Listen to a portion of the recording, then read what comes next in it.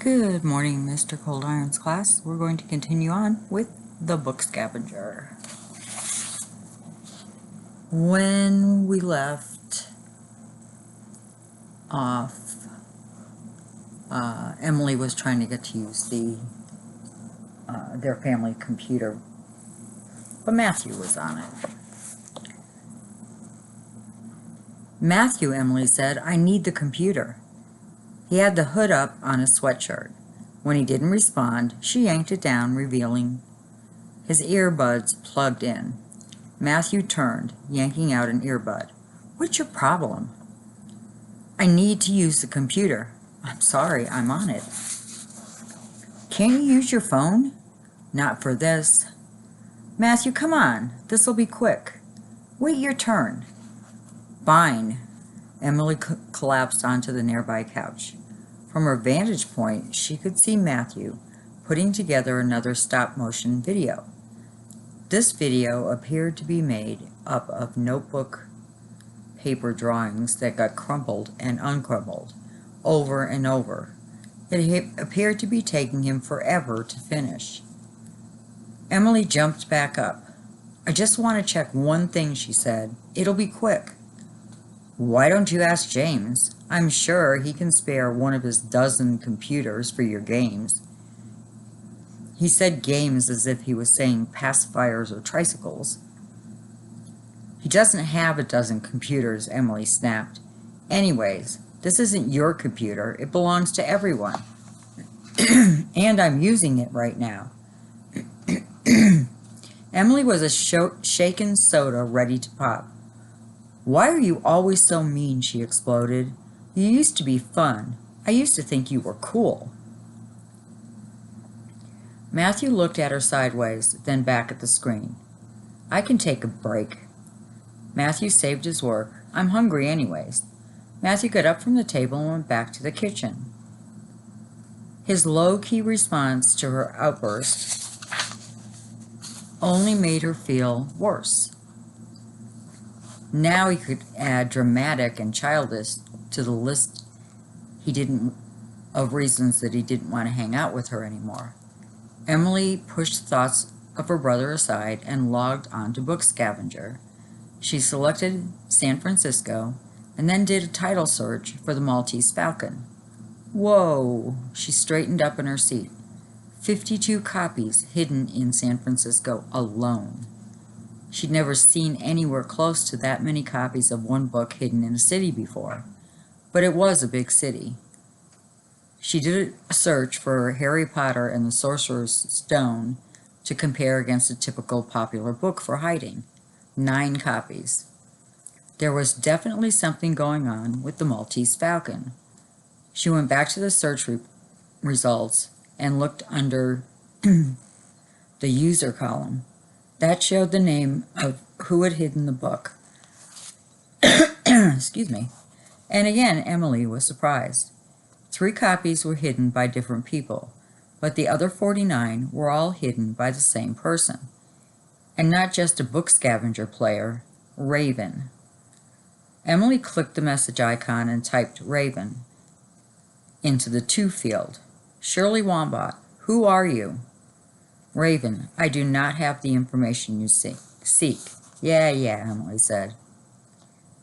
Shirley Wombat, are you running Mr. Griswold's game? Raven, I do not have the information that you seek. Okay, fine. Be coy, she muttered. She looked at the list of hidden Maltese Falcons.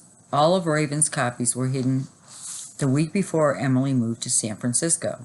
She already knew from the one turned in to Bayside Press that there was a message of some sort inside. Something that made the person who had turned it in think it was Mr. Griswold's game. She looked at the San Francisco map on the Book Scavenger site and narrowed the choices to only show Raven's hidden books, since the 49 Maltese Falcons were the only books Raven had hidden. Every hidden book was marked with a star on the map. The closest star to where she lived was in an area called Nob Hill. Out of habit, she almost declared the book so she could get double points Thinking of Babbage poaching your books, she put her finger back from the mouse and right before she clicked. It wasn't like there weren't 48 more options to find if she declared this one, and someone got to it before her. But Emily didn't want to run the risk of drawing someone's attention to it, or alerting anyone that she was interested in it. She realized, thinking about those men who must know she's Shirley Wombat. She opened the clue without declaring the book, and it read, "Where he finished writing this." Okay, Emily muttered to herself and opened up a new web browser. She did an internet search for Dashiell Hammett and Maltese Falcon. There were almost 200,000 results. The top results were mostly about a movie that had been made of the book. She was about to search with different keywords when she saw a link to a map of the city referenced in the Maltese Falcon, as well as places Dashiell Hammett had lived. She clicked on it. There were only 2 noted locations in Nob Hill. She hovered over one, and a bubble popped up that said Dashiell Hammett lived at 1155 Leavenworth Street when he completed the final draft of the Maltese Falcon. She'd figured it out. That's where she had to go. Emily did a victory spin in the computer chair. She had to tell James. Sure, he was mad, but he'd be interested to know that the Maltese Falcon clue led somewhere, and to hear about Raven's role in the game. He'd probably even want to go with her.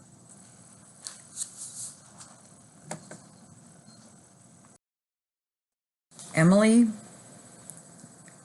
flipped to a clean sheet of notebook paper and, in their secret code, wrote, "Raven hid 49 copies of the Maltese Falcon around San Francisco. One is at 1155 Leavenworth. Next clue." She went to her room, slid open the window, dropped the paper in the sand pail, and raised the bucket. She stood on her chair and tapped their secret knock on the ceiling with a yardstick tennis ball contraption. Then she waited. There were no footsteps above, no sliding of James's window. She tried the knock again. Maybe he wasn't in his room.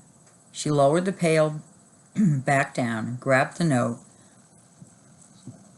ran down her stairs and up and out to the front door to their building's landing, and pounded on the Lee's door. After a few seconds, without any noise on the other side, she pounded again and then rang the bell. 2 locks clicked, a deadbolt slid, and the older Miss Lee opened the door. Even though James's grandmother was barely taller than Emily and swam in one of James's old Angry Bird shirts, she was still quite intimidating. "Is your apartment on fire?" she asked. No, Don't knock so loud unless the apartment is on fire. I'm not hard of hearing." "Yes, ma'am," said Emily meekly. James's grandmother gripped a wooden spoon in one hand and waited. For a moment, Emily couldn't remember why she was there. "I was doing research for a book report, and I found something I thought James would be interested in. Is he here?" "One moment," Miss Lee said. Up the staircase she called, "James, Emily is here." Emily had expected James to appear, but instead, she heard his voice reply in Chinese. Miss Lee turned back to Emily. Her face softened with an apologetic smile. "He's in the middle of a school project and can't be interrupted. Perhaps later? Or I could show him your research." Miss Lee held out the spoon-free hand. "That's okay," she said, backing away. She knew James was mad, but he wouldn't even talk to her. She had left her own front door wide open and walked through it, closing it softly behind her. When she reached the top of her stairs, she found her brother sulking about in the hallway. Guessed he might have overheard her conversation with Miss Lee. She ignored him and was about to enter her bedroom when Matthew said, Emily. What? She didn't bother to turn around. I have some free time this week, if you want someone to go book scavenging with. Emily waited a beat, expecting a punchline, or her brother to start laughing and take his words back. When she didn't hear anything, she finally turned. Matthew scratched at the lines he'd shaved into his head and appeared to be studying the baseboard. He glanced over at her once, maybe to check and see if she was still there. Okay, Emily said. Thanks. Chapter 29. The day after her fight with James was the first time in weeks since starting Booker that Emily felt lost in the big school. Not lost in the can't find my classroom sense, but in the where do I fit in sense. With every school she attended in the past, she always started with an identity that pretty much saw her through to the end. Whether it was the loner girl with her nose in a book in New Mexico and Colorado, or Matthew's little sister before that. She wasn't always wild about the identity, but it was comfortable to have one and to feel like she knew the role you were supposed to play. At Booker, she started from day one as James's friend. She didn't know what role to play anymore. At lunch, it hadn't seemed right to hang out in the library with James, so she went to the cafeteria, which was almost as loud as a marching band practicing in a bathroom. She saw Vivian, the girl from her English and social studies classes, who'd first introduced herself as their class president. But Vivian was involved in a conversation with the other girls at her table and didn't look her way. Emily continued outside. Booker had an enormous blacktop where they had recess, PE, and lunch. Emily found a stretch along the school building that was empty, other than some pushy seagulls, and leaned against the wall, pulling out the Maltese Falcon and her bag lunch. Hello, loner girl with her nose in a book. Haven't seen you in a while, she thought. In Miss Quinsley's class, James and Emily sat turned away from each other. Maddie took one look at them and said, "Uh-oh, things look tense for the clubhouse gang." She slid into the seat behind James. Did somebody reveal the secret password to your non-member? Shut up, Maddie, James muttered. He was methodically solving another of his logic puzzles and didn't look up. Emily pretended to be too absorbed in doodling a maze onto the margin of her notebook to have paid any attention. At the start of class, James bent over his backpack and pulled out a handful of long, skinny strips of paper. I brought a makeup cipher for yesterday, he announced to Mr. Quinsley. Emily ducked her head to look at Maddie and was pleased to see her gapping. She saw Emily look at her and snapped her mouth shut. Her eyes were wide and blinking, and it occurred to Emily that Maddie might actually be nervous about losing her bet.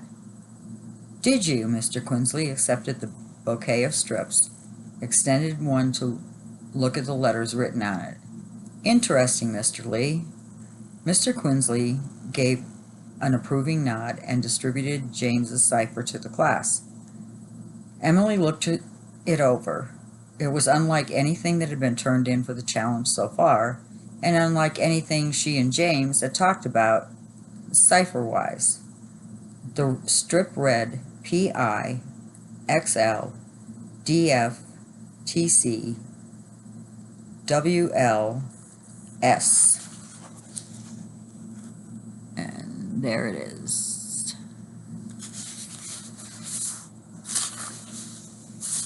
Emily wondered why the cipher was vertical instead of horizontal. And why were there 5 sets of 2 letters, evenly spaced, and then 1 letter at the bottom? Was the message 5 different 2-letter words and then a 1-letter word? Were there even 5 different 2-letter words that could be used to make up a message? She didn't know how to start decoding this. Not that she wanted to solve it, or would turn her solution in if she figured it out.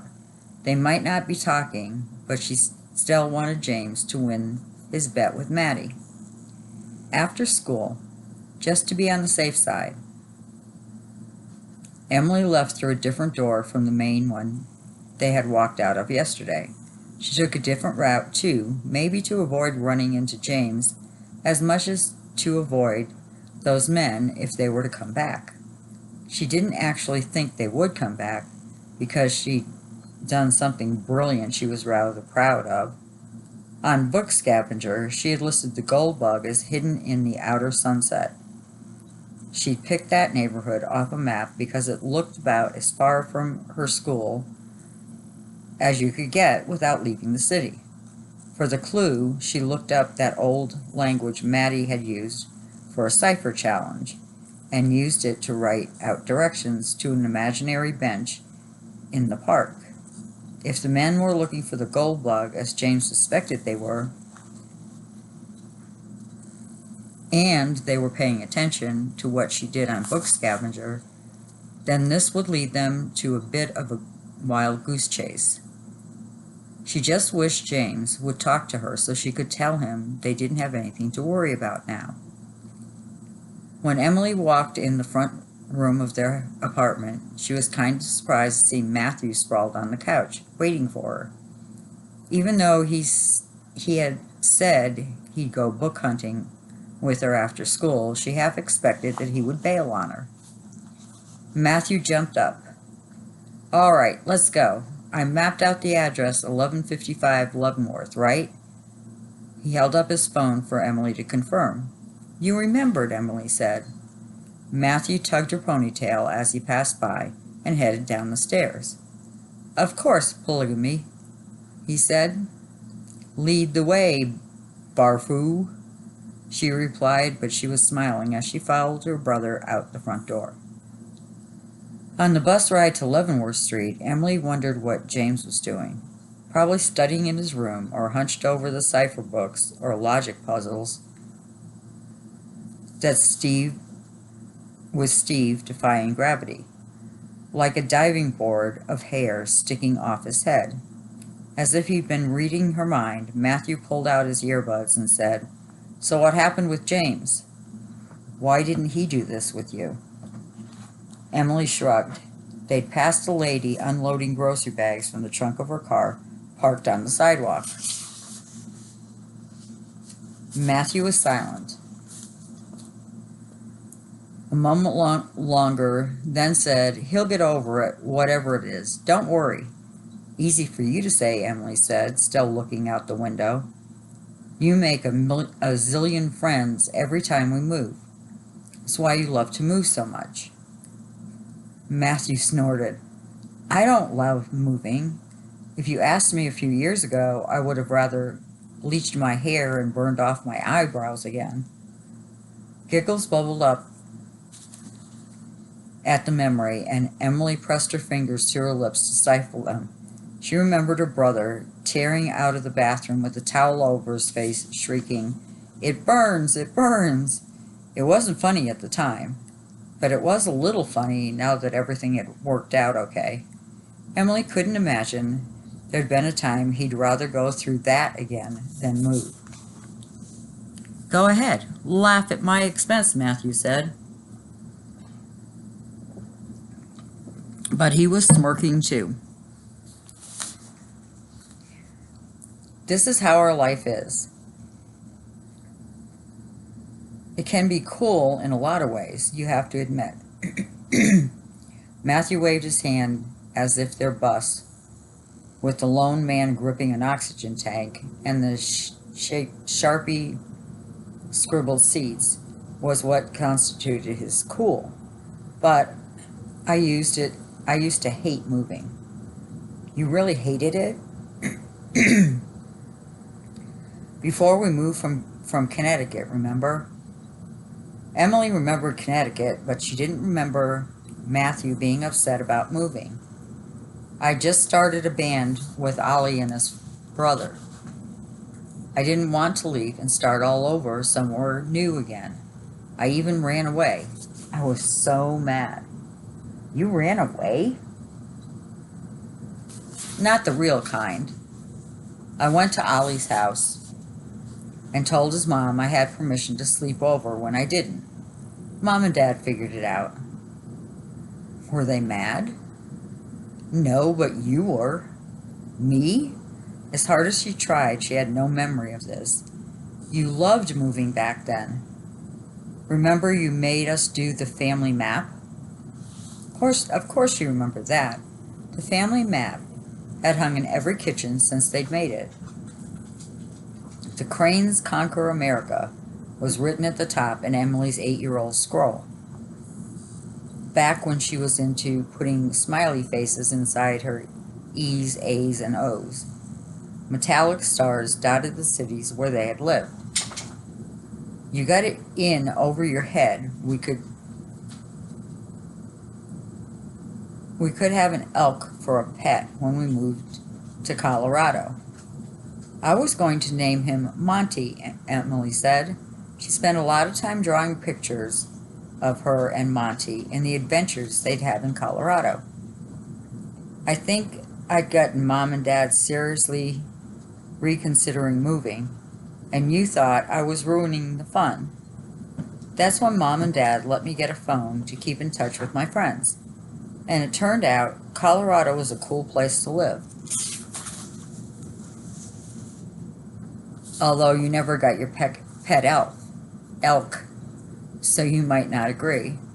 When I finally figured out with all of our moving is you missed out on stuff whether you stay or go.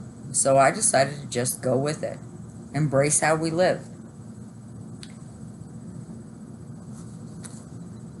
What's in store for me in the direction I don't take? Exactly, Matthew said, and inserted his earbuds. They stayed on the New Mexico, or if they had stayed in New Mexico or Colorado or Connecticut or any of the other states, she never would have met James or ridden a cable car or found Mr. Griswold's book. Even though they'd only just moved to California and she and James weren't talking, she wouldn't trade these last few weeks away. Matthew was right. You missed out on stuff either way. Or you gained stuff, depending on your perspective. Chapter 30. Emily and Matthew stood on the sheltered porch of 1155 Leavenworth. There was a corner building with a white arched entry framed by black lanterns. The first story was brick beige. The second and third were yellow, with the fire escapes painted to match. Do we go in? Matthew asked. I'm not sure, Emily said. All the clue said was where he finished writing his book. His actual apartment belongs to someone else now, I'm sure, so I doubt we're supposed to knock on their door and ask if we can look around. Unless they're the ones who hid the book on Book Scavenger. Oh yeah. Even though his brother had been making a nice effort since yesterday afternoon, she still hadn't confided in him about Mr. Griswold's game. Doing that would make it feel too much like she was replacing James, and she didn't want to do that. If she could have it her way, James would be here with them too. Matthew tried the front door, but it was locked. There was a call box to ring individual apartments to ask someone to unlock the door for you. He wouldn't have hid it inside, Emily murmured, turning on the front stoop to survey the area.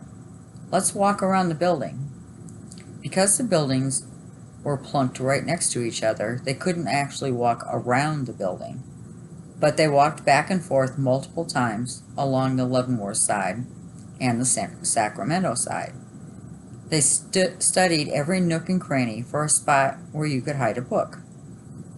There were windows just above the sidewalk at foot level, and more at head level, too. but Emily couldn't see any way they might conceal a book. There were no planter boxes or benches tucked next to the building, and the entry alcove was tidy and clear of anything book-like. Emily studied a fire escape ladder. "Should I climb it?" Matthew asked. "You can't reach up there." The bottom of the fire escape step stopped at least a couple of feet above the front entry. "Sure I can." Matthew proceeded to jump repeatedly, not even coming close to reaching the fire escape. But he kept jumping nonetheless. Emily turned and looked at the two trees in front of the building. Something caught her eye, perched high amid the leaves. The large black-bearded bird peered down at them. "Oh, spooky." Matthew looked. "That bird is staring at us." Matthew stopped hopping and looked up at the tree. They had a staring contest with the bird for about a minute before Matthew said, "You're sure it's alive? Do birds sleep with their eyes open?" "Hey, bird." "Matthew," Emily laughed, which only encouraged her brother. "Yeah, you, bird, I'm talking to you." Still no reaction from the bird. "That is really weird," Emily said. "What kind of bird are you anyways, bird?" Matthew hollered. "Are you a crow? Or maybe a raven?" Emily realized. "That's it. That's the book I'm hunting for." "You're a book bird?" Matthew hollered. "That's not confusing at all." "You wanted to climb something." Emily indicated the tree with a flourish. "May I interest you in this climbing tree?" The trunk of the tree split in 4 directions, each branch thicker than both of Emily's legs put together. Her brother leaped into the palm of the branches and picked and pulled his way up to the fake raven. After he climbed back down and jumped on the sidewalk, he handed the bird to Emily. It was a wooden box designed to look like a raven. Emily popped off the front, revealing a compartment just big enough to hold a paperback book, which is where the Maltese falcon sat. "This is so cool!" Emily exclaimed. She put the lid back on the raven and turned the box around to inspect it. "Now, that's a scavenger who went all out. Must be Mr. Moneybags to be able to give away a box like that." Emily gave the raven an affectionate pat. "Must be." On the bus ride home, Emily flipped through the Maltese falcon. It looked like an average paperback, nothing written in it, nothing hidden in it. It had all the publisher and ISBN and copyright info where it normally should be. So this was an actual published version, not a handcrafted one that Mr. Griswold's